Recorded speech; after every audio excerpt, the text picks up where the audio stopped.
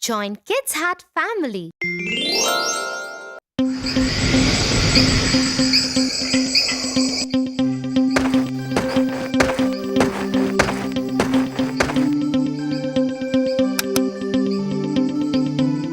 Good night, Tia. Good night, Tofu.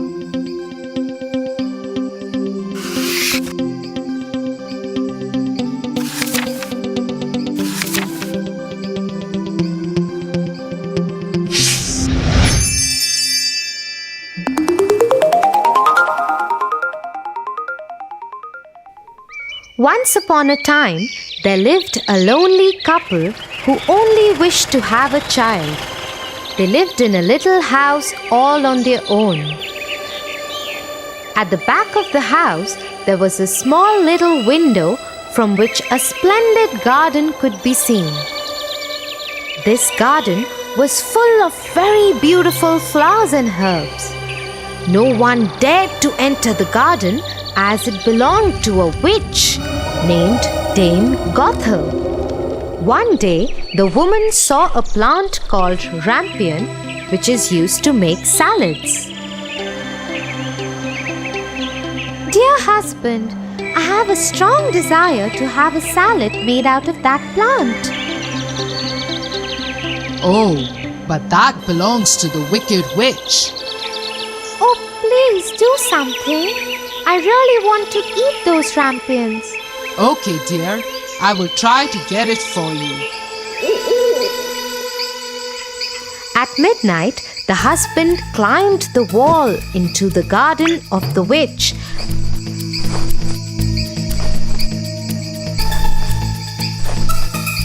And started taking some rampions. The man took the rampion and his wife made a salad out of it and ate it. But the very same night, there was a knock on the door and the man knew something was wrong. How dare you, human! Come into my garden and steal my rampions like a thief. You will suffer for it. Oh, please forgive me. My wife saw your rampions from the window and she wanted it so bad that I could not say no to her. Oh, if that's the truth, then I will let you have as many rampions as your wife wants, but only on one condition. What is that condition? You must give me the child which your wife will bring into this world. The man, in his terror, consented to everything. As time passed by, the couple gave birth to a beautiful little baby girl. But that very same night, the witch came to their door and took away the baby girl, leaving the poor parents in complete sorrow. You are such a beautiful looking girl. I will name you Rapunzel and take care of you. Ha ha ha ha! The witch kept her locked in a tower with no doors and stairs, but just a small little window. As the time passed by, Rapunzel grew into a beautiful girl with very long golden locks. But her beauty went in vain because the cruel witch never allowed her to go anywhere. Sad Rapunzel just used to stand at the little window and sing sad songs. When the witch had to visit Rapunzel, she used to ask Rapunzel to let down her hair.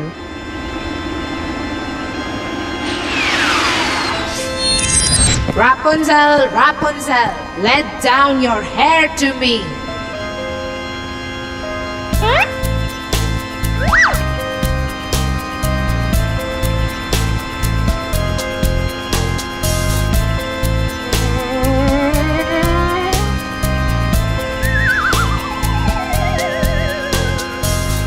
One day, when Rapunzel was standing at the window singing sad songs,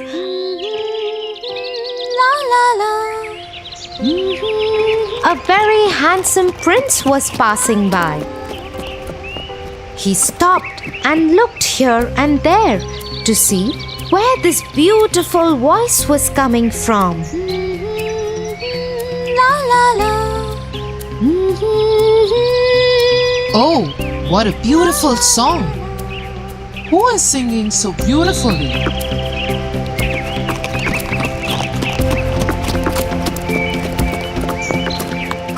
The prince noticed the beautiful voice coming from the tower.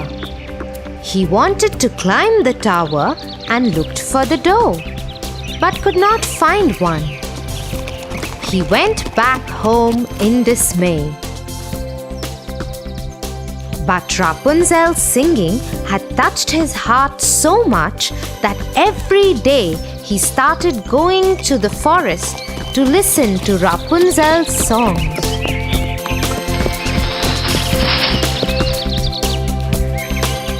One day, he was standing behind the tree when he saw the witch coming. And he heard what she said. Rapunzel, Rapunzel, let down your hair to me. Then Rapunzel let down her long, beautiful hair.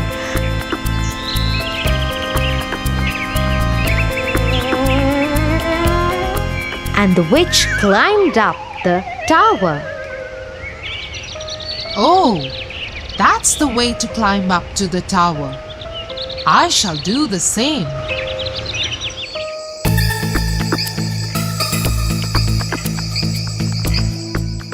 The next day, when it began to grow dark, he went to the tower. Rapunzel, Rapunzel, let your hair down to me. Immediately the hair fell down and the prince climbed up.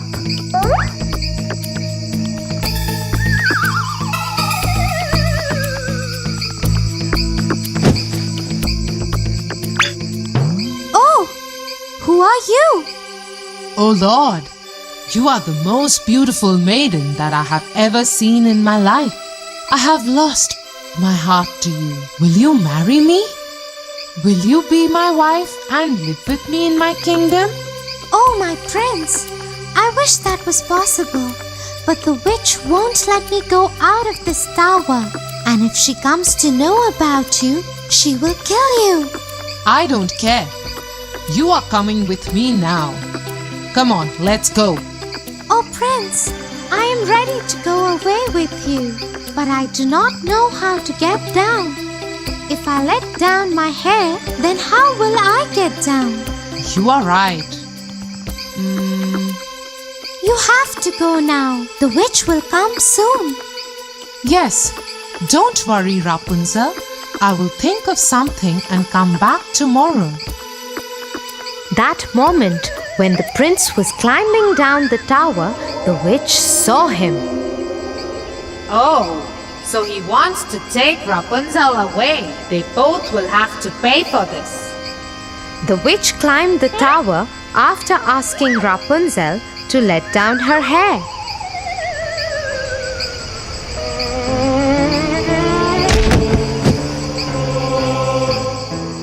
You treacherous girl! How could you even think of betraying me? You shall pay for this. The witch took a big pair of scissors and chopped off her long, beautiful tresses. Rapunzel was left all alone in the desert by the witch to live in grief and misery. Meanwhile, the prince returned the next evening to take Rapunzel away. Rapunzel, Rapunzel, let down your hair. The wicked witch let down the long braid that she had chopped off from Rapunzel's hair, and the prince climbed the tower without knowing what danger was awaiting him. When the prince was about to enter the window, the wicked witch chopped off the braid just to see the prince fall off the tower into the thorny bushes under the tower. The prince started bleeding from his eyes as the thorns blinded him completely. the witch cast a spell on the prince. And he wandered in woods around the world without any sight and survived in poor conditions. Meanwhile, the prince roamed about in misery for 2 years, and finally he got to the desert where Rapunzel was left by the witch. La la la. He suddenly heard the beautiful, sad voice of his beloved and started shouting in excitement. That voice! That voice! Is it you, Rapunzel? Is it really you?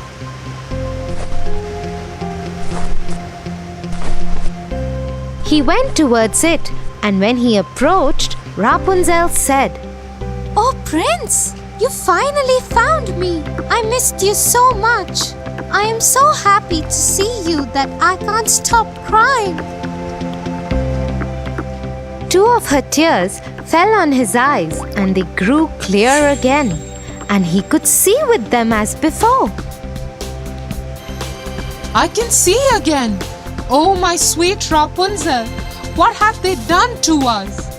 Let's go back to my kingdom. He took her to his kingdom. After a year, Rapunzel gave birth to a pretty little baby girl who looked just like her, and they lived happily ever after.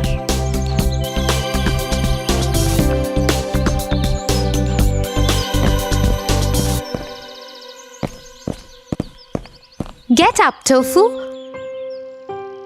or you'll get late for school. Get up, Tofu. Tia, you?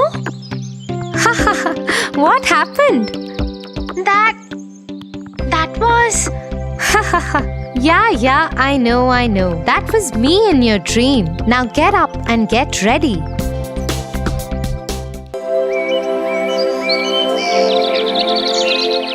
Animals have such an easy life, dear.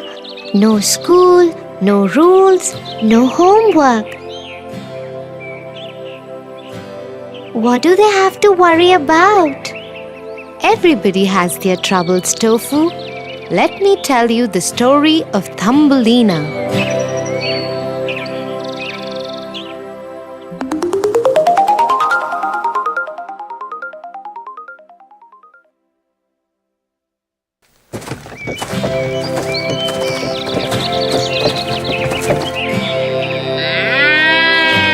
Once upon a time, a woman lived by herself in a faraway village.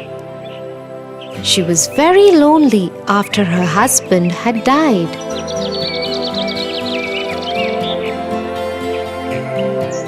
She always wanted to have a child, but alas, she didn't have any.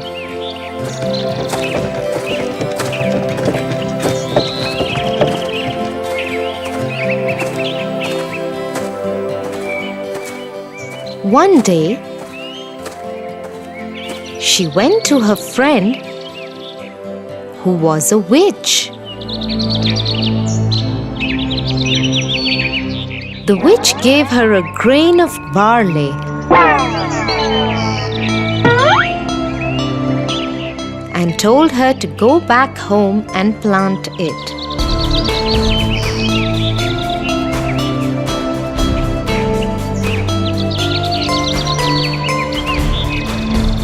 The woman did as she was told. The next morning, a beautiful plant had grown from the seed. It had a lovely flower that looked like a tulip. The woman had never seen a flower like that and was mesmerized by its beauty. She gently kissed one of its petals. As she did that, the flower blossomed open. Inside it was a beautiful little girl, no bigger than the size of the woman's thumb. The woman instantly fell in love with her and called her Thumbelina. Thumbelina took away the woman's loneliness. In the day, she would tell her stories and talk to her. Sometimes she would make Thumbelina a boat out of a tulip petal which she could row in a plate full of water. At night, Thumbelina would sleep in a bed out of a walnut shell with a blanket made of a rose petal.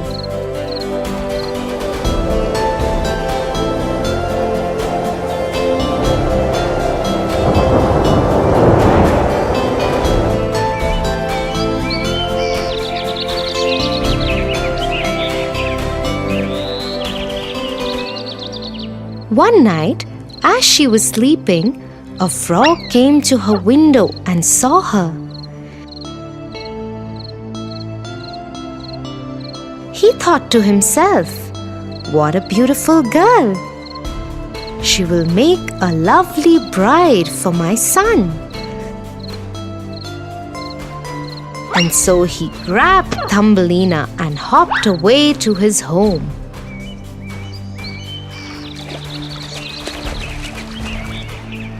When his son saw his bride-to-be, he was very happy. "She is beautiful, father. I will marry her. But before that, I want to build her a beautiful house." Okay, son. I will put her on the water lily in the middle of the pond till then. This way she will not be able to escape.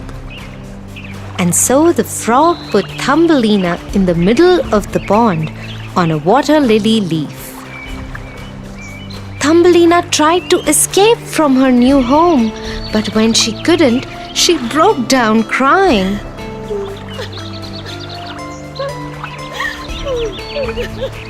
Two minnows were sitting under the same leaf and they heard her cry. They asked her about her troubles, and when she told them, they decided to help her. They nibbled away the lily stem. Soon it broke and floated away with Thumbelina. Just when Thumbelina thought she was free, a beetle came down and took her away to his home.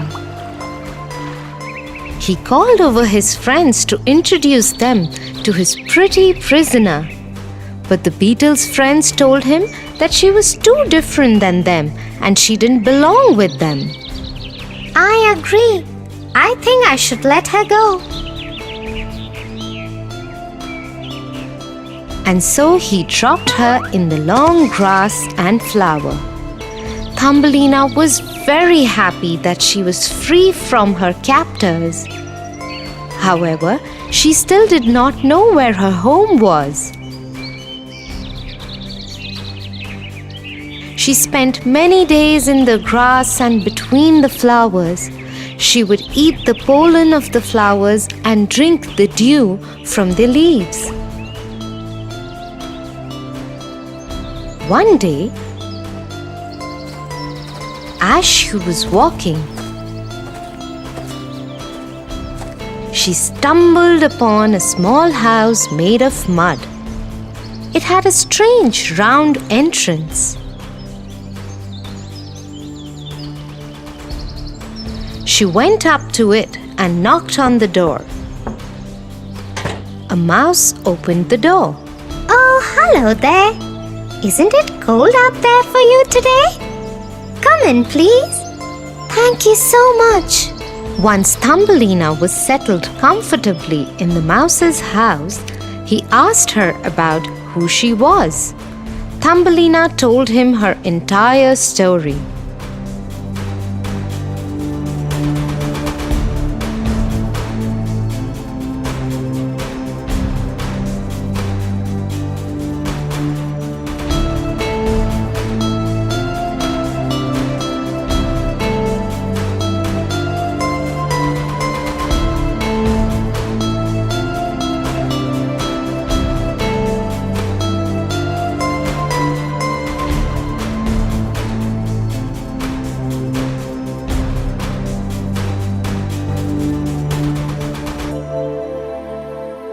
Do not worry.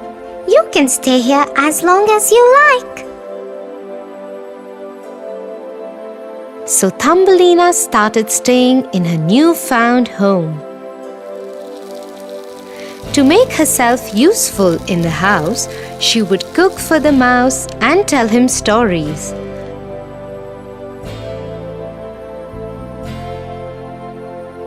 After a few days, the mouse said he had invited a guest over. He is the richest mouse in all the land. He is a very good friend of mine.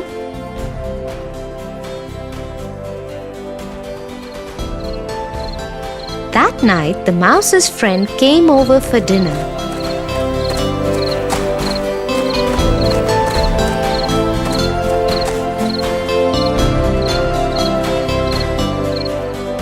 They all talked and had a very good time. During the course of dinner, the friend fell in love with Thumbelina and declared that he would marry her. Thumbelina had no choice but to go along with what was happening. When the friend offered to show her his home, she agreed to visit his house. And the three of them set off together.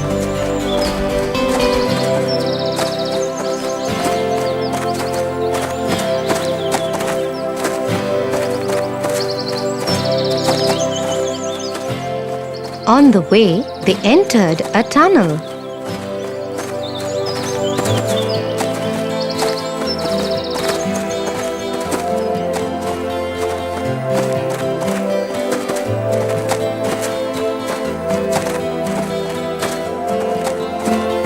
There they found an injured swallow lying on the ground. The mouse's friend kicked it and rudely said, Serves her right. What is she doing in the tunnels? He should have stayed in the air. Thumbelina was shocked to see that someone could treat another like this. Unseen by the mice, she ran away from there. Once she was sure that the mice had left, she came back and attended to the swallow. She took great care of her.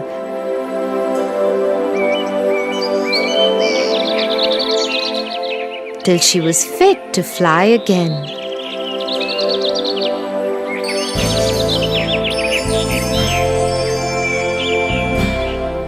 It became spring by the time the swallow could fly again. She told Thumbelina, I have to join my family and friends. They have flown away to a warmer place. I cannot stay here. Come with me. But Thumbelina had had enough adventure and did not want to go anywhere else, and so the swallow flew away.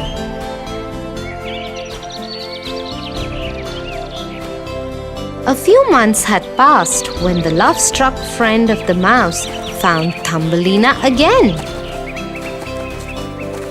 Oh, my beloved, I have been looking for you everywhere. Now I have found you and must marry you. Thumbelina knew there was no way out of it for her, so she asked him if she could spend one last day out in the open air before she was confined to living the rest of her life underground with him.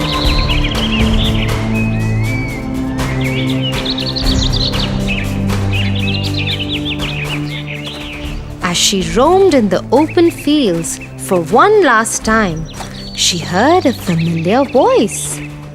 Come away with me, where your spirit will always be free. Thumbelina saw her old friend who had returned for her. This time around, she agreed and hopped on the back of the swallow, and they took off.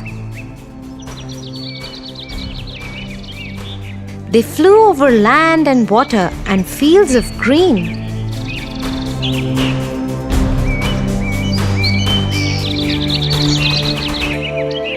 When they reached the land of the flowers, the swallow landed Thumbelina on a beautiful flower petal. This is the kingdom of the flowers, and that is their king. Thumbelina saw a handsome young king with beautiful wings. He was surrounded by lovely flowers. As soon as she saw him, she knew she wanted to call this place home. Her presence attracted the king's attention.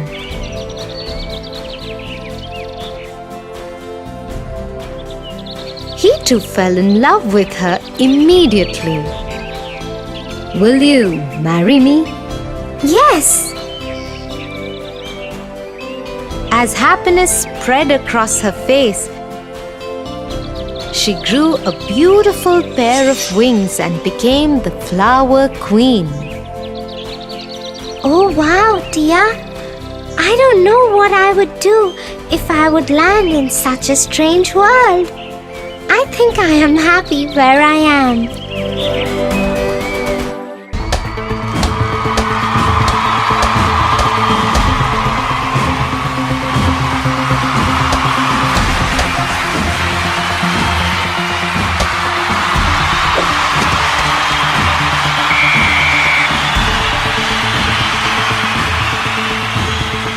Yay, we won!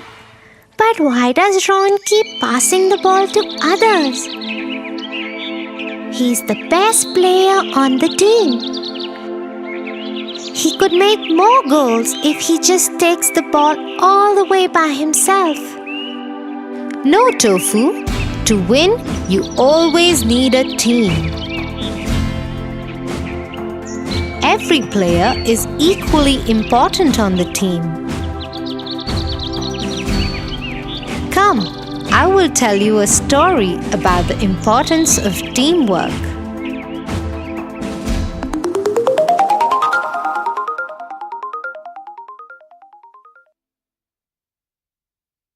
Once upon a time, a girl called Dorothy lived in Kansas City. She was playing with her best friend, a dog named Toto, when a scary cyclone came their way. Dorothy called out to Toto, Toto, hurry! We have to get to the basement. but before they could reach the basement, the cyclone lifted their house up and blew it away. After some time, it fell somewhere with a thud. When Dorothy stepped out of the house, she saw the house had landed on someone. Oh no! Toto, help me! Who is she? The house has landed on her. I'm so sorry. Just then, Dorothy and Toto heard people behind them rejoicing. They were the Munchkins. Thank you, thank you. You have just saved us from the evil witch of the East. You have saved us all. Just then, another witch appeared. She was the Good Witch. Hello, Dorothy. You have done a great deed by saving all the Munchkins. Let me know if you need anything. Thank you. Could you please tell me how to go back to Kansas City? That's where I used to live. I can't do that, but I think the Wizard of Oz can help you with that. Just follow the yellow brick road. It will lead you straight to him. But before you go, take these red slippers that the evil witch of the East had. You might need them. Dorothy thanked the Good Witch, took the slippers, and made her way on the yellow brick road with Toto.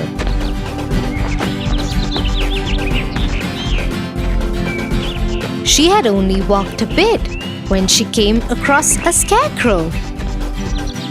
Hello, I am the Scarecrow. I have everything I want except a brain. My head is only filled with hay. Hello, Scarecrow. I am going to the Wizard of Oz. Why don't you come with me? He might be able to help you. And so Dorothy was joined by the Scarecrow.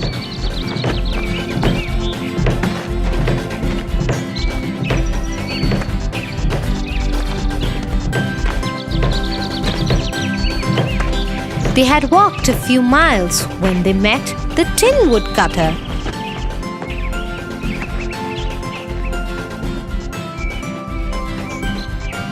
I want a heart. When my maker made me, he gave me everything but forgot to give me a heart. I wish he hadn't forgotten that. We are going to the Wizard of Oz. We are going to ask him for a way for Dorothy to get back to her home and for brains for me. Why don't you come with us?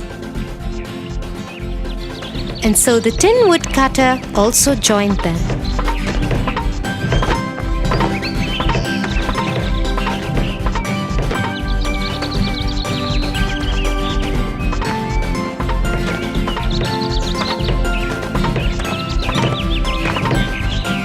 They had walked for some time when they heard Toto barking. They turned around to see that a lion had attacked Toto. Get away from my dog, you nasty lion! The lion whimpered and ran away to a corner. Oh no! You aren't a brave lion at all, are you? No, I have no courage. I wish I had some. We are going to the Wizard of Oz. We will ask him for a brain for the Scarecrow, a way for Dorothy to get back home, and a heart for me. Come with us. We will ask him for courage for you. The lion agreed, and they all continued on the yellow brick road.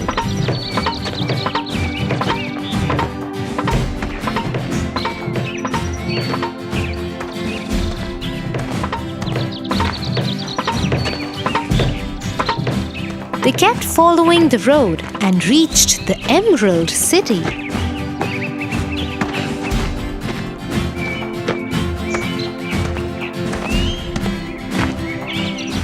They knocked on its big gates. A guard appeared. The wizard doesn't meet anyone, but he has agreed to meet all of you.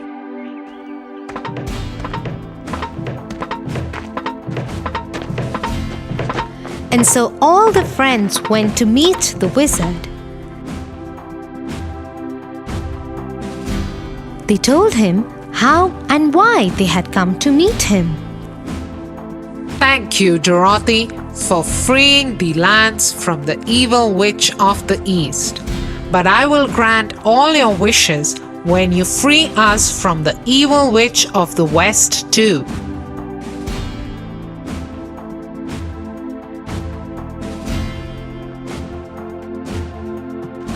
The friends agreed to the wizard's terms and left to find the evil witch of the West.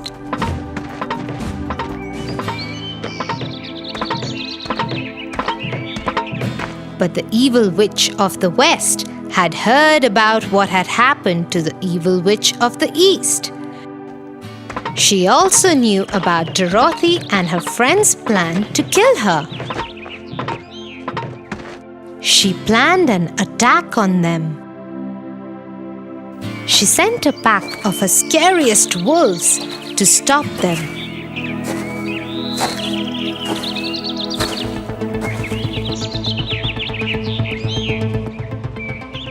The Tin Woodcutter stepped forward. This is a job for me. Everyone, stay back. The woodcutter hacked at the wolves with his axe till they all ran away.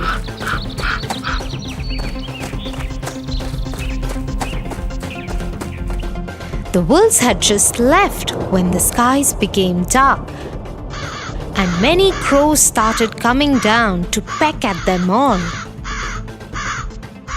This time, the scarecrow stepped forward and scared all the crows away.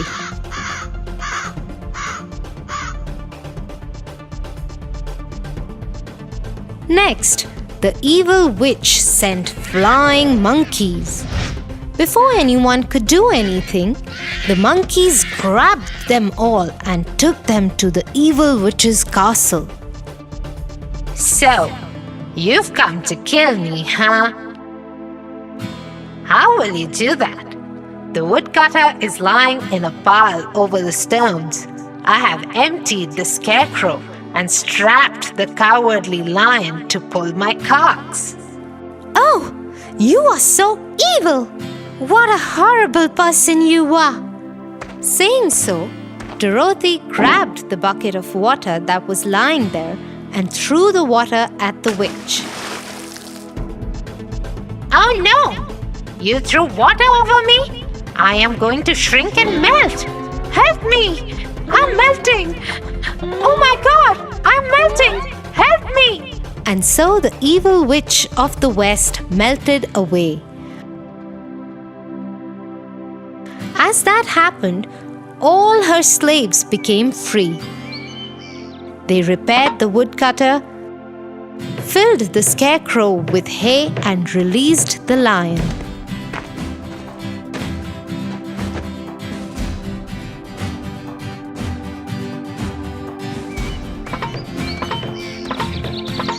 Dorothy and her friends went back to the Emerald City.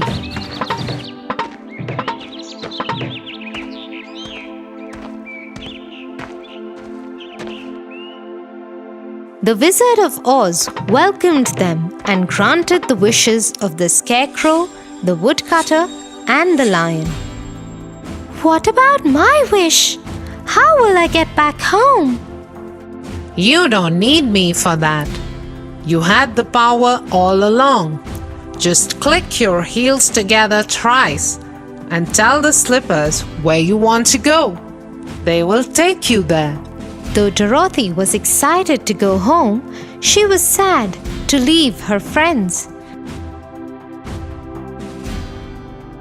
She said a tearful goodbye to them.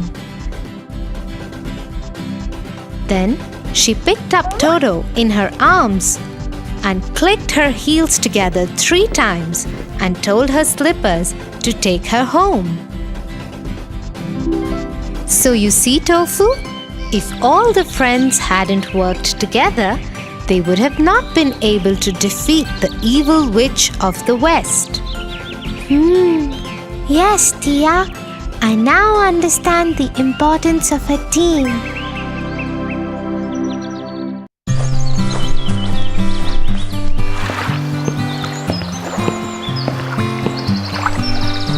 Tia, you recite so many stories to me that are full of morals, but you have never recited your favorite story to me. Which one is it? Tofu, that's true. I haven't yet recited my favorite story to you. Would you want to listen to one of my favorite stories? Yeah. Jack and the Beanstalk. Once upon a time, there lived a widow with her only son, named Jack.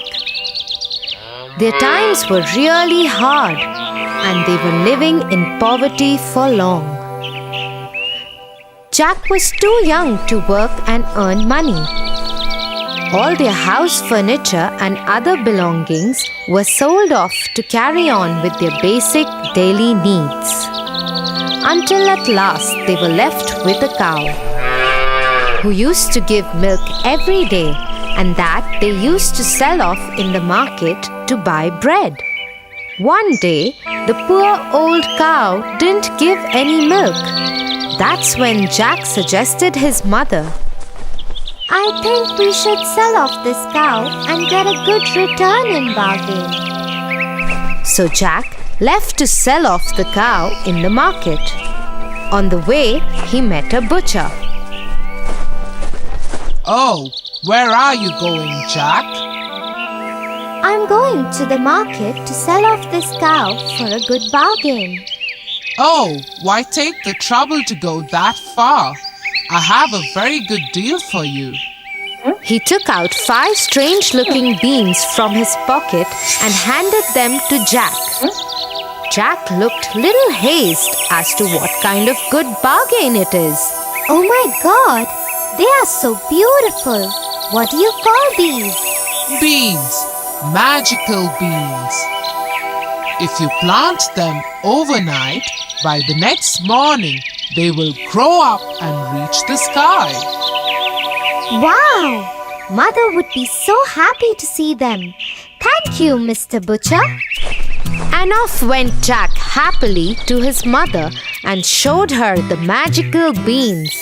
But to his disappointment, she only got angry at him and shouted. Off you go to bed right away.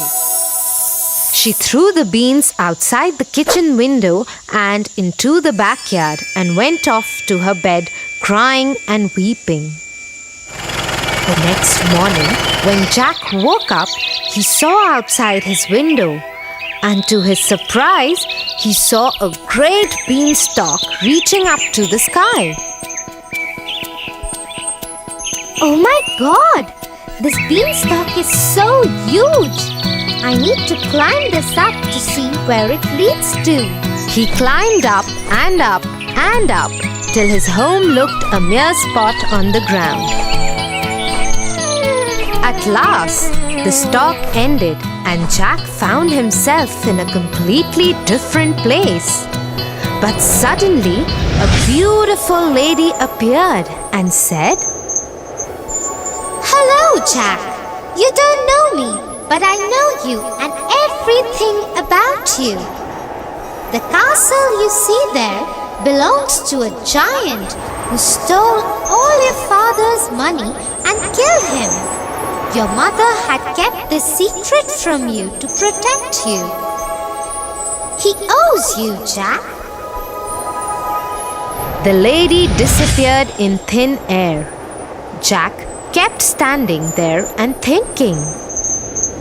He surely owes me and my family.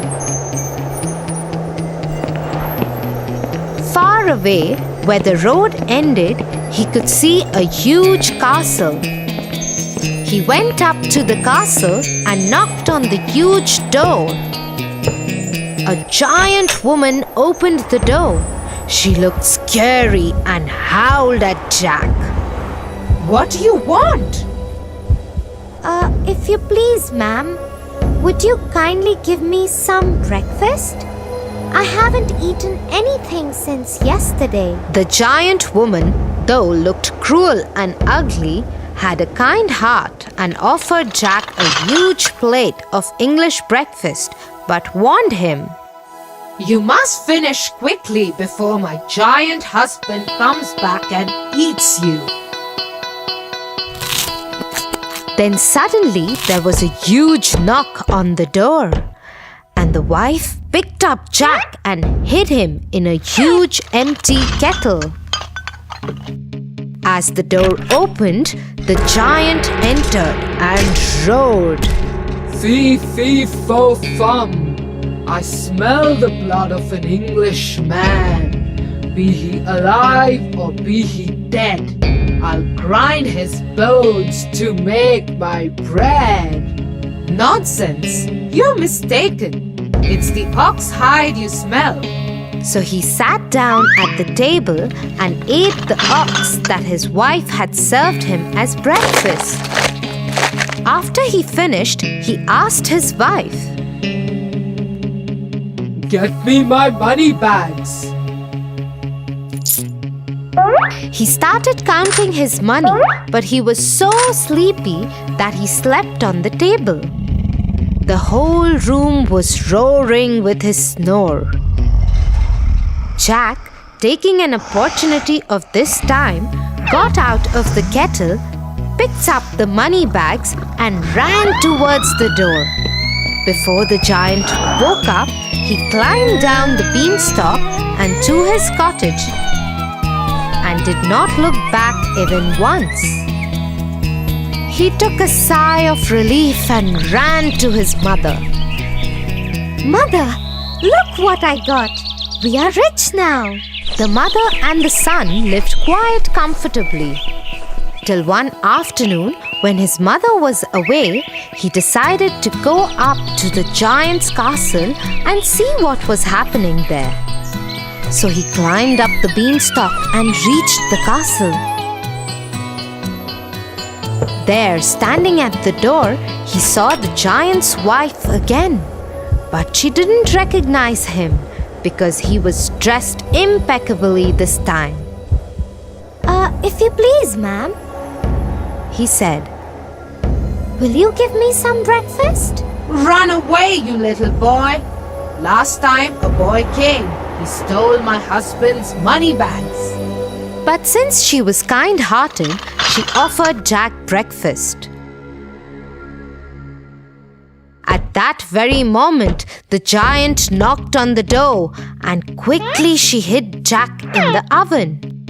The giant entered and roared. Fee, fee, fo, fum. I smell the blood of an Englishman. Be he alive or be he dead, I'll grind his bones to make my bread. But the giant's wife once again assured him that he is mistaken and offered him his huge breakfast to eat. After eating his food, he asked his wife, Get me my golden hen. The wife got the hen and the giant roared in his voice. Lay! That very moment, the hen laid a golden egg, and Jack was left amazed with what he saw. No sooner he saw the giant slipping into his deep sleep, and once again he came out of the oven, picked up the hen, and ran for the door. In the meanwhile, the hen began to cackle.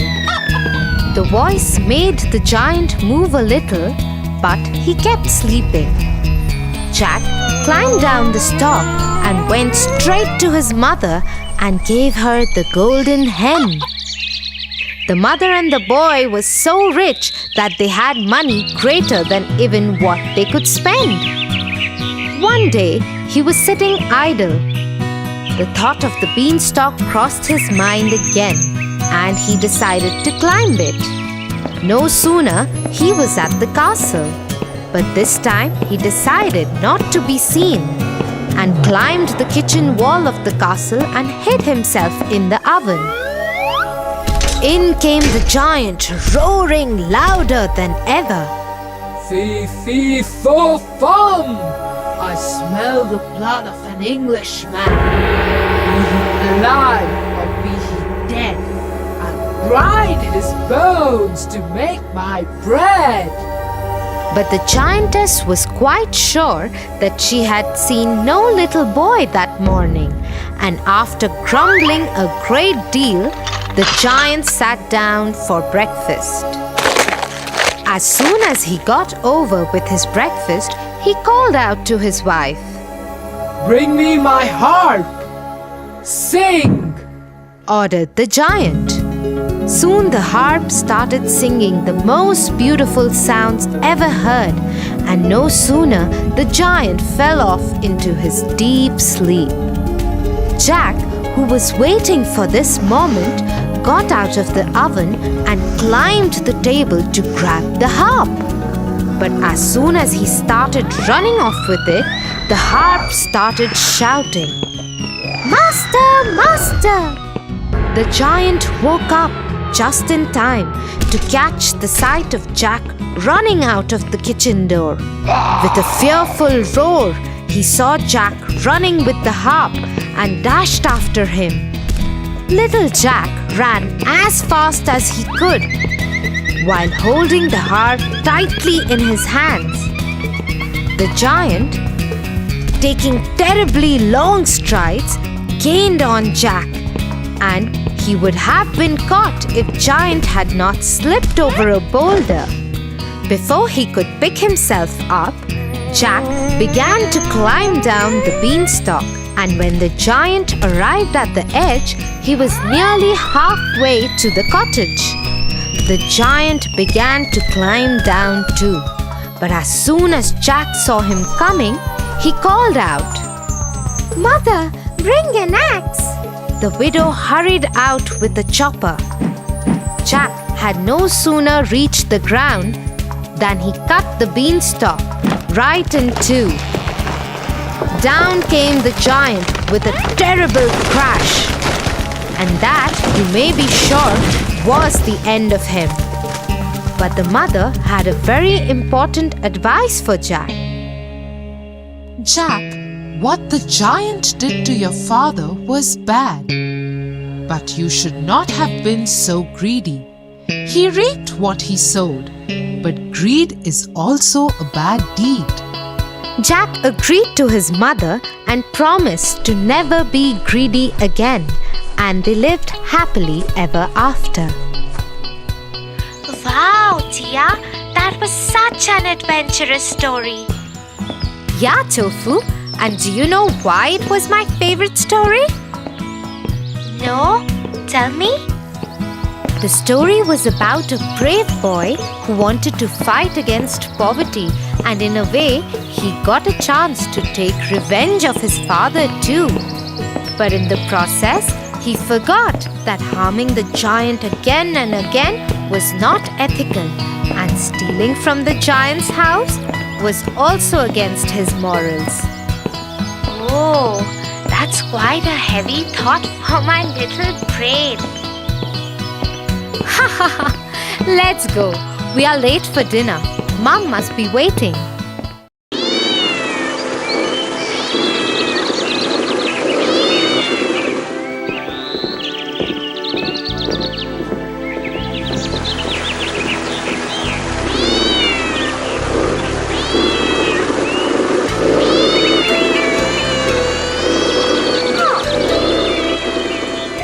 Lucky cat. If the other boys hadn't come, she would have lost the fight. She should have just run away instead of fighting with such a big dog. She was bound to lose against a dog. I don't think so, Tofu. Dogs are more powerful than cats, Tia. Maybe so. But when you have courage and fight with intelligence, you can win against anyone.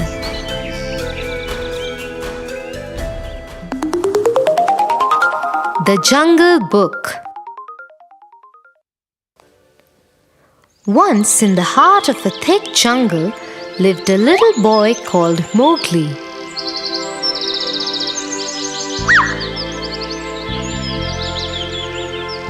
He did not belong to the jungle, as he was a human child.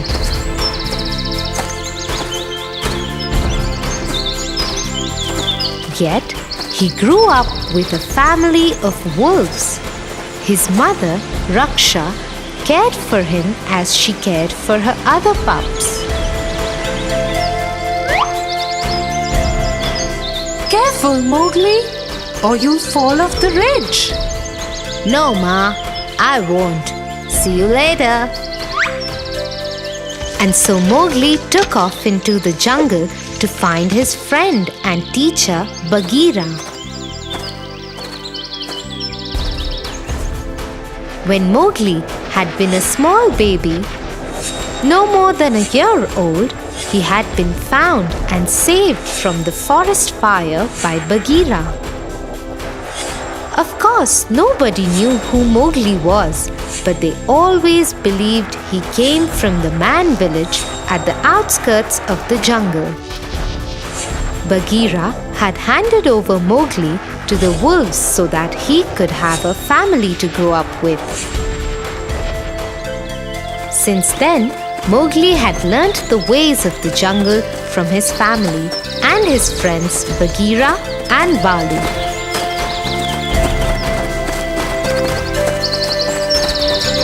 He ran like them, hunted like them, climbed trees like them, and also spoke like them. Hello, Bagheera. What are you going to teach me today? I won't be teaching you today. Today Balu has something planned for you. Let's go fishing in the river. Hello, Balu. Let me get a stick to make a spear for fishing. You don't need a spear to fish. But it makes it easier. You can't do it like that, Mowgli. That is not our way. Then how is it that I know how to make a spear, Balu? Who taught me that?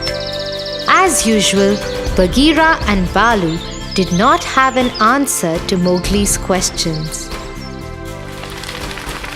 The forest fire had started and destroyed the man village.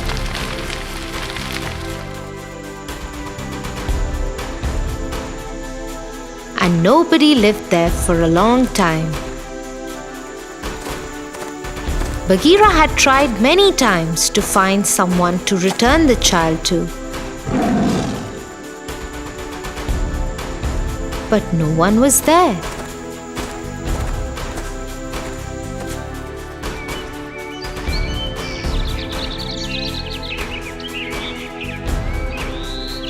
When the village settled again, the men put sharp barbed wire fences and laid traps to keep the animals at bay.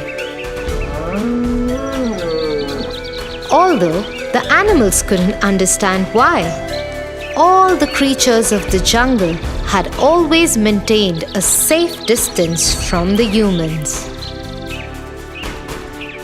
They never meant any harm to them.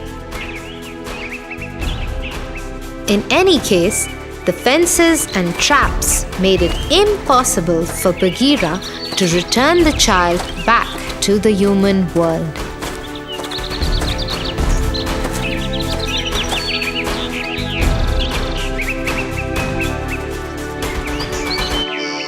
Okay, we will do it without a spear. Let's go.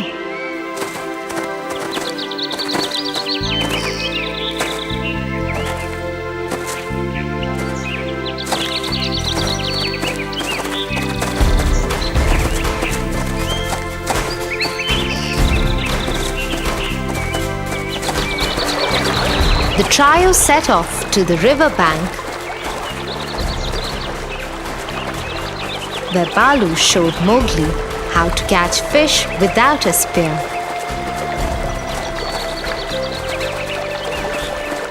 Balu would swiftly duck his head into the water and come out with fish in his mouth.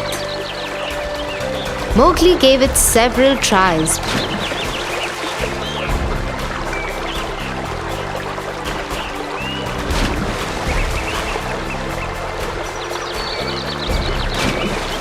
Before he was successful. The day passed in the lesson and they decided to head back to the wolf pack.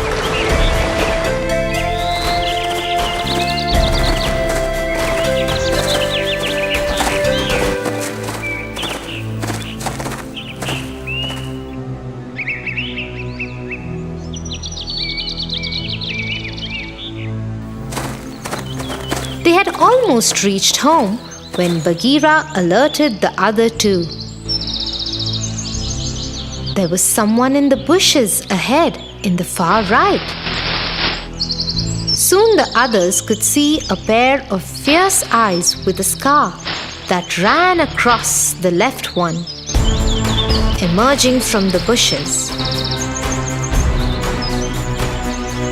Then the whole figure stepped ahead. Run, Mowgli, run! Immediately, Balu and Mowgli took off towards home, leaving Bagheera to fight the large, villainous tiger, Sher Khan.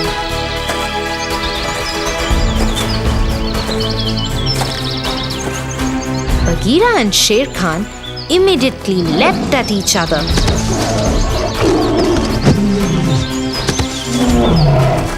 Sher Khan hadn't expected Bagheera to be so strong and was taken by surprise when he managed to throw Sher Khan against a large tree. The elders of Wolf Pack soon joined them. Sher Khan knew he was injured and outnumbered.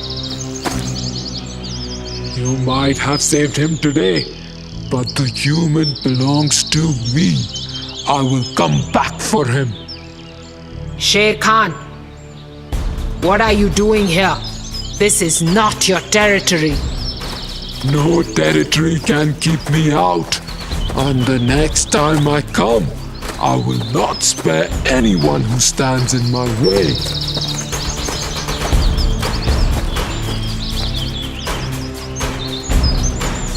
The jungle knew that Sher Khan's threats were not to be taken lightly, and soon worry spread in the wolf pack regarding Mowgli's stay and the pack's future.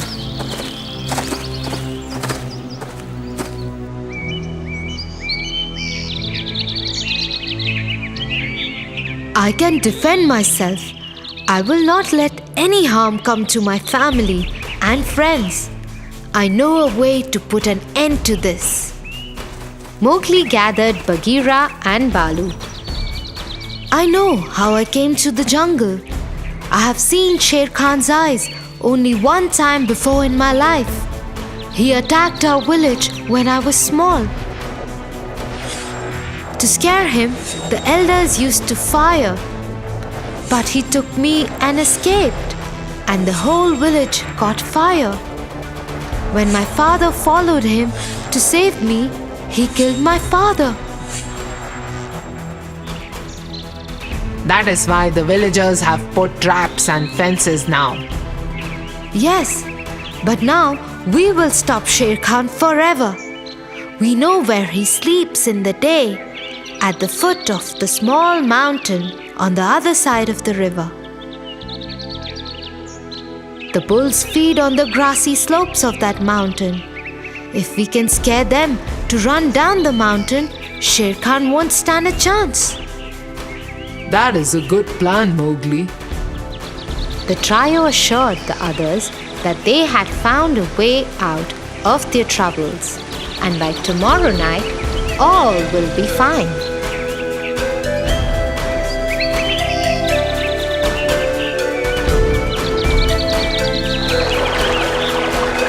Early next morning, the three set off for the mountain.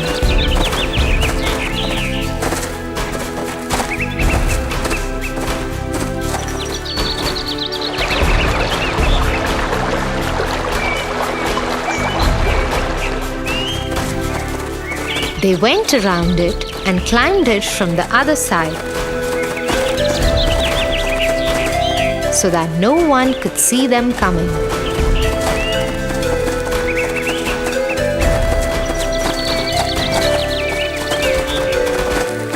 Once on top of it, they could see the bulls eating the grass.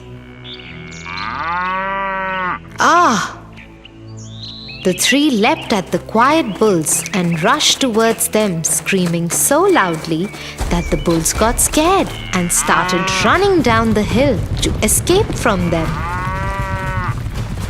The plan was working. The whole mountainside shook and rumbled under the stamping of the bulls. This woke up Sher Khan. He saw the bulls rushing towards him. There were scores of them. Scared, he started running away from them. He is trying to get away. I won't let him.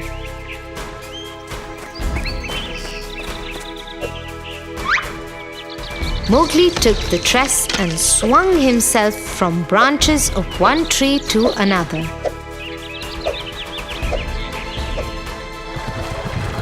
On the other side, Sher Khan couldn't keep ahead of the bulls.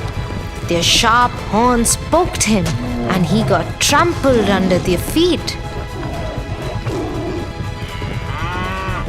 One would have died, but Sher Khan wasn't an ordinary tiger. He was evil, and trickery was his second nature.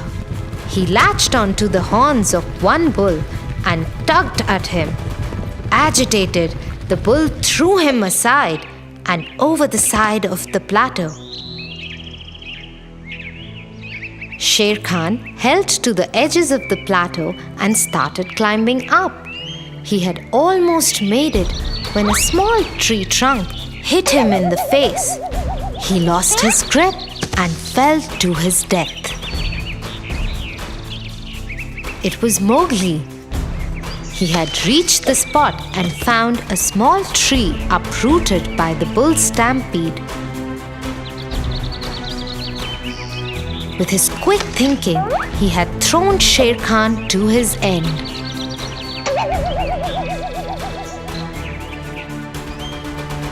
He had saved himself and protected the entire jungle from the tyranny of this villain. Bagheera, Balu, and Mowgli returned to the wolf pack, where everyone rejoiced on hearing what had happened. So you see, Tofu, to win, you don't always have to be the strongest.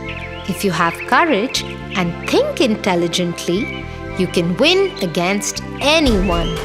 Yes, Tia. Now I understand what you meant. Shall we go down and play with our friends now? Yes, let's go.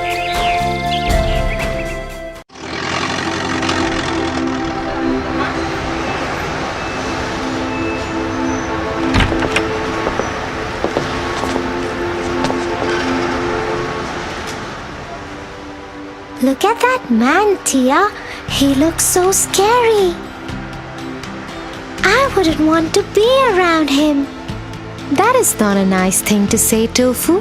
Just because he scares you doesn't mean he's not kind and caring. Let me tell you a story of the Beauty and the Beast.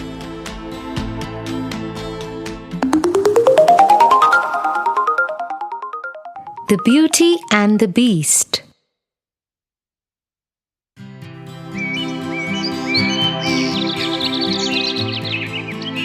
Belle lived in a village with her father Morris, who was an inventor.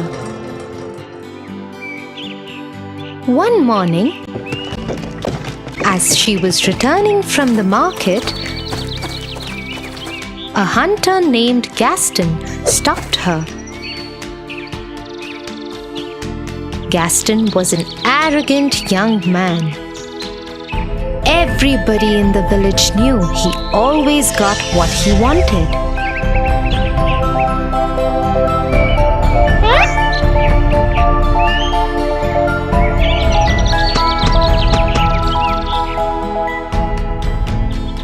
But no one ever dared stand up against him because his father was the village head. The only person who paid no attention to Gaston was Belle. But Gaston was obsessed with her and wanted to marry her. Belle, let me walk you home. Oh, Gaston. No, thank you. I can go home myself. I insist. I have to talk to your father about something important too. Belle continued walking, ignoring Gaston, who started walking with her.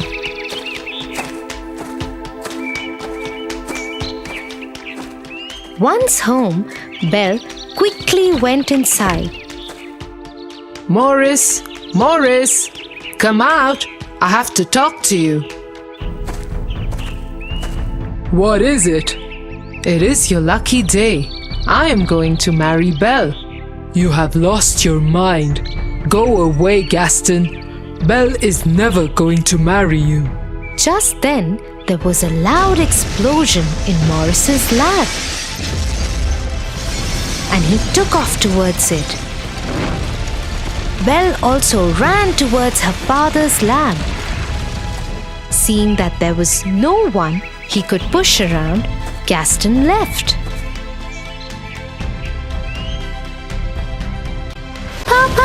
Papa, are you alright? I have done it, Belle. My experiment was successful. I am leaving for the fair in the nearby village immediately. You will see, my child. People are going to love this. And so Morris leapt on his horse Philip and rode off.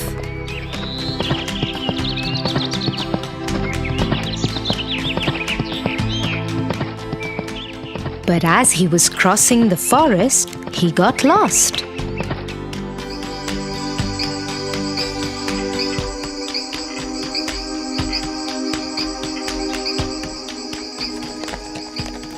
After a few hours, Philip and he landed in front of a huge, lonely castle.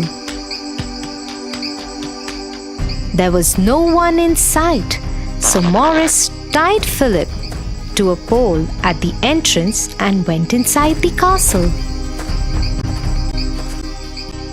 It was pitch dark inside.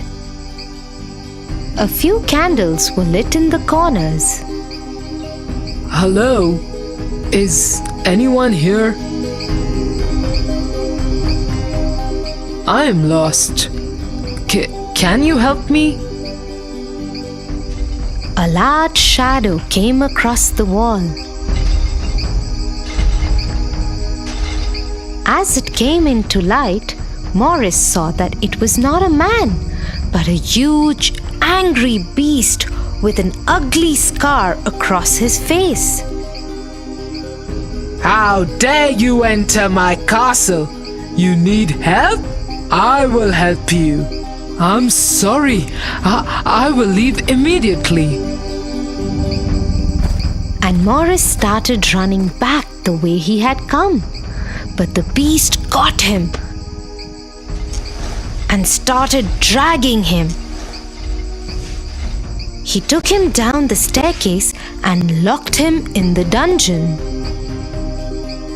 Please let me go. Please let me go. You will stay here forever. This dungeon is your world now.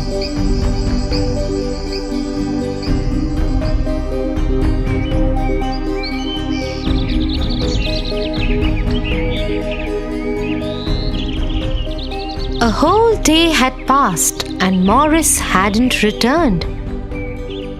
Belle got worried and decided to go to the nearby village to look for her father.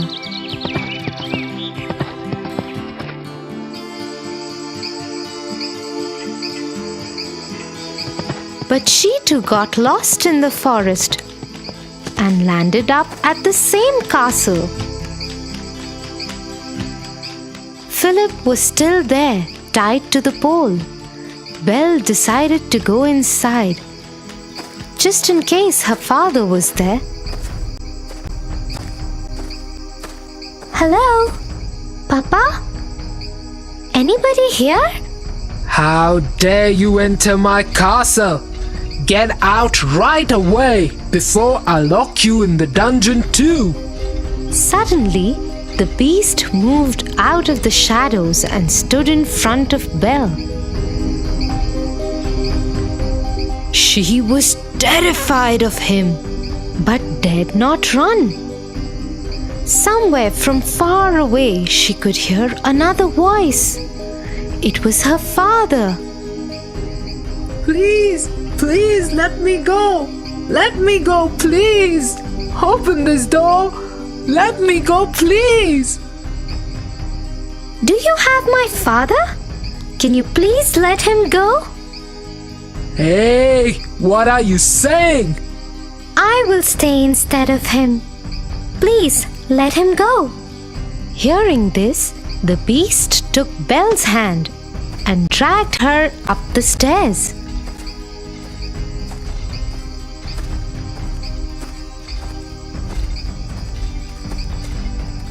He led her into a huge room. So be it. Your father is free, and you shall be my prisoner forever. And so it was. No matter how much Morris protested, the beast threw Morris out of the castle and into the forest with Philip.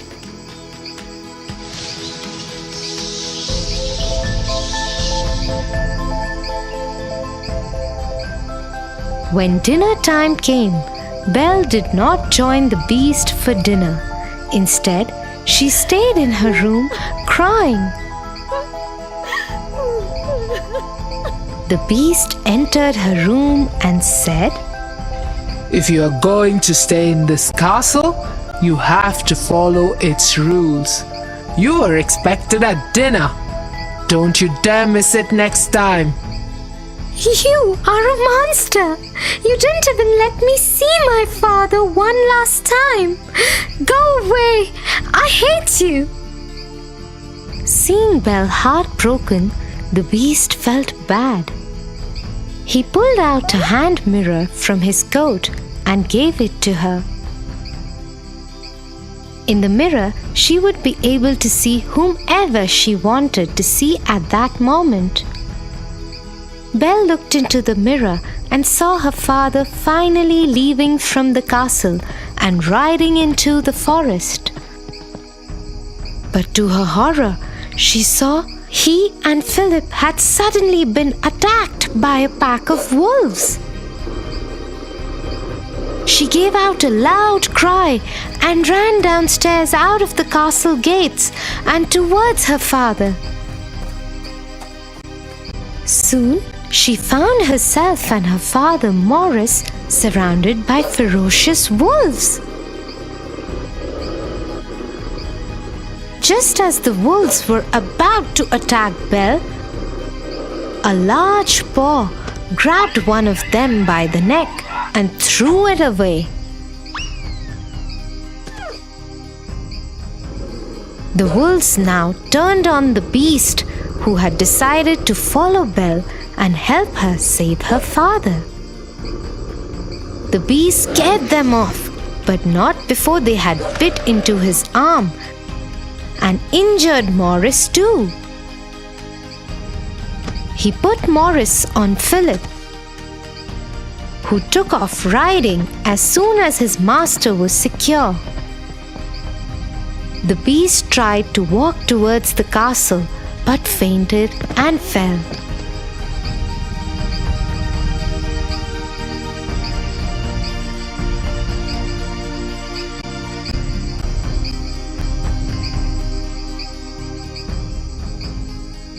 He woke up 2 days later to find Belle sitting by his bedside in his room.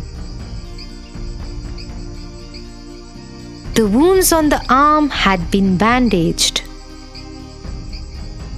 You didn't go? "You are awake. I hope you're feeling better. Thank you for saving our lives."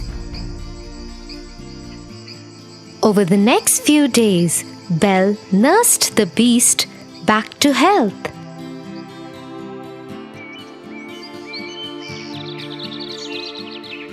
As they spent time together, Belle realized that he wasn't as mean as he appeared to be the first day they had met.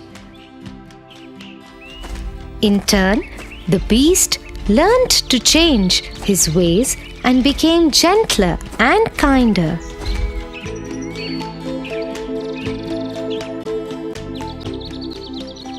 Soon they became very good friends. One day, Belle asked the beast if she could see her father in the mirror. The beast agreed and gave her the mirror. In the mirror, Belle saw all the villagers storming her house. They thought that Morris had gone mad and wanted to send him to the doctor. Nobody believed him when he kept insisting that Belle had been kept as a prisoner by a beast. Worried about her father, Belle requested if she could go to the village for a day just to save her father. And though the beast knew that she might never return, he agreed. Go. But take this mirror with you. In case you ever want to see me.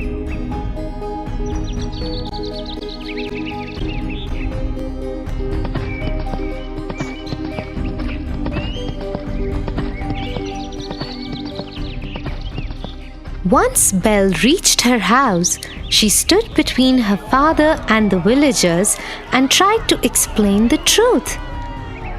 But the angry mob, led by Gaston, who wanted revenge from Maurice and Belle for turning his wedding proposal down, wouldn't listen.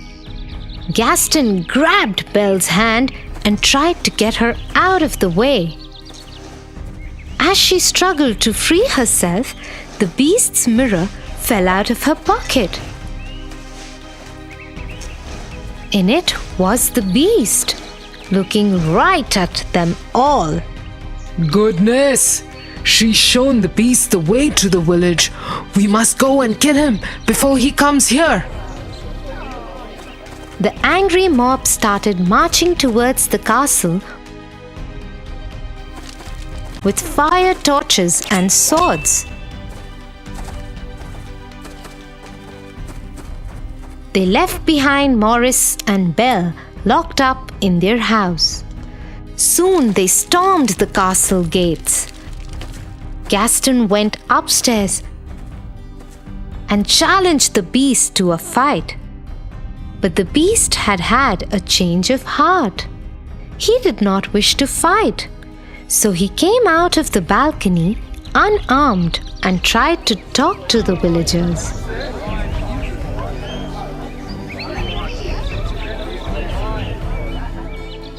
But Gaston wouldn't have it. He wanted to kill the beast, and so he attacked him.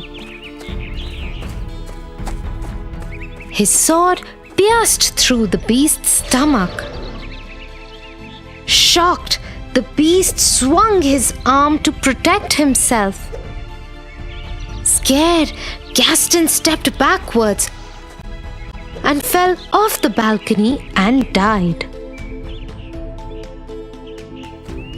Somehow, Belle had escaped from her house.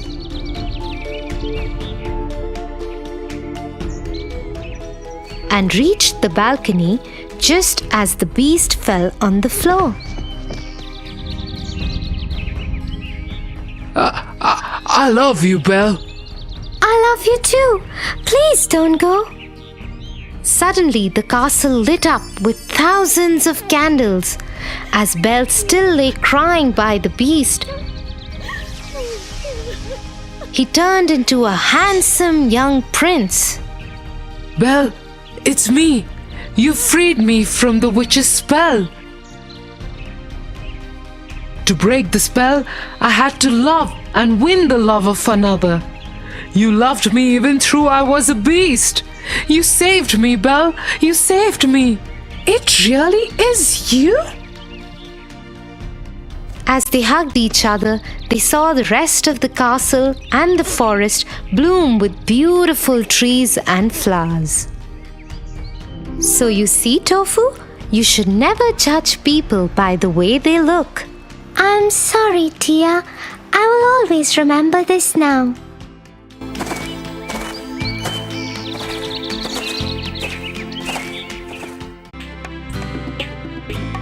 For your favorite rhymes, stories, and more, join Kids Hut family.